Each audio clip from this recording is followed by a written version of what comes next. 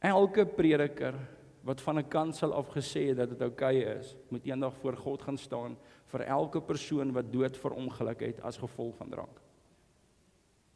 Elke persoon wat in daai kerk gehoor het of vir hulle kinders en kleinkinders geleer het dis oukei en vir hulle gesê dis oukei deur hulle aksies of deur hulle woorde, want die woord van God sê vir jou leermeester, jy gaan bloed op jou hande hê oor wat jy my kinders leer.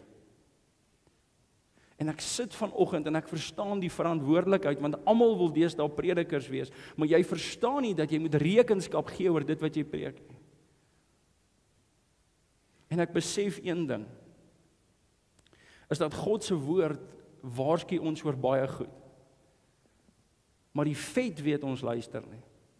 Maar eers wanneer die moeilikheid tref, dan wil ons verander. Waarom nie verander voordat die nonsens tref nie? Dis net my vraag, want